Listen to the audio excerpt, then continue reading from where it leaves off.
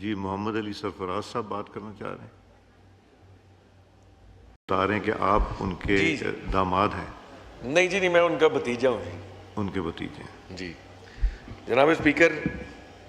میرا میاں اظہر صاحب کے ساتھ بہت ہی قریبی تعلق تھا۔ میرے والد میاں زاہد سرفراز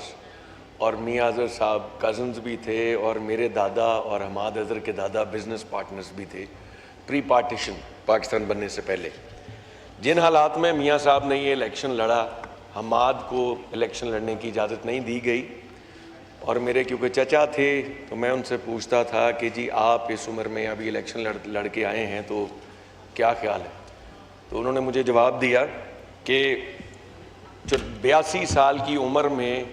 مجھے کیا شوق تھا ایم این اے بننے کا، میں نے ایم این اے بھی بن کے دیکھ لیا، میئر بھی بنا رہا، پنجاب کا گورنر بھی رہا، مجھے تو مروایا اس حکومت نے اور اس دور نے جنہوں نے میرے بیٹے پہ ظلم کیا، اور مجھے مجبوراً اس عمر میں لڑکھڑاتے ہوئے الیکشن لڑنا پڑا۔ آج مجھے بڑا افسوس ہوا جب آج روایت کے مطابق میاں اظہر صاحب کی یاد میں اچھے کلمات سارے دوست کہہ رہے تھے، تو اس کے بیچ میں اعظم نذیر تارڑ صاحب نے، وزیر اطلاعات نے جب یہ دوسری بات بیچ میں چھیڑی، حالانکہ عطا تارڑ صاحب نے اور اعظم نذیر تارڑ صاحب نے بھی بعد میں ایک بات کی، جب انہوں نے مثالیں دیں پچھلے دور کی، میں ایک بات کی طرف آپ کا، میرے چچا تھے، ابھی بجٹ سیشن میں وہ میرے اپارٹمنٹ میں میرے ساتھ رہ کر گئے،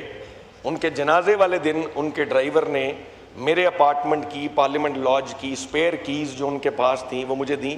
آپ کو یاد ہوگا آپ کے پاس آتے تھے اپارٹمنٹ لاج الاٹ کروانے کے لیے، وہ لیٹ ہو گئے اور ان کو لاج الاٹ نہیں ہوئی تھی،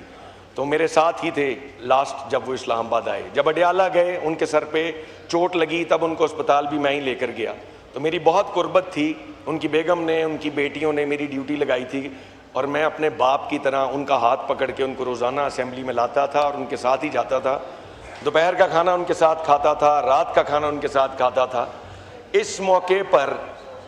ان حالات میں جب ہم دکھ میں ہیں اور یہاں پہ سیاست کی بات ہو تو تکلیف دہ ہوتی ہے، ہمیں احساس کرنا چاہیے کچھ روایات کا۔ عطا تارڑ صاحب ان کے گھر بھی گئے افسوس کرنے، اس کے بعد ابھی شہریار آفریدی صاحب میرے بھائی نے ان کو یہاں سے اشارہ بھی کیا کہ آج کے دن کم از کم آپ کچھ لحاظ رکھیں۔ جناب اسپیکر، یہ آگے جتنی تصویریں لگی ہوئی ہیں، جتنی مرضی یہاں تقاریر ہوں، اعظم نذیر تارڑ صاحب نے بھی پچھلے دور کی مثالیں دی، اور انہوں نے کہا پی ٹی آئی والے سمجھتے نہیں،